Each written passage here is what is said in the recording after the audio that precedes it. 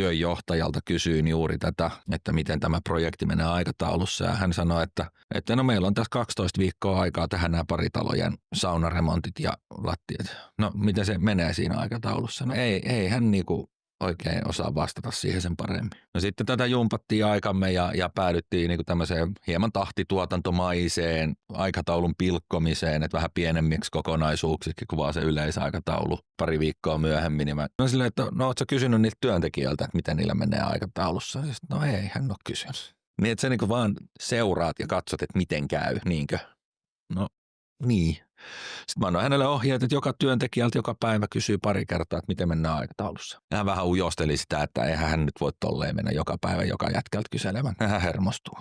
Ja taas muutama viikko myöhemmin, kun mä seuraavan kerran hänen kanssa yhteyksissä kysyin, että onko tullut jotain palautetta kentältä, niin hän sanoi, että joo, että hänellä oli siellä yksi semmoinen eläkkeelle jäävä kaveri, joka totesi, että vittu, oot sä alkanut välittää meistä. Se, että valvotaan asioita, annetaan aikatauluja, annetaan selkeitä päämääriä, tavoitteita, ohjeita, niin ei se ole vittuilua, vaan se on välittämistä.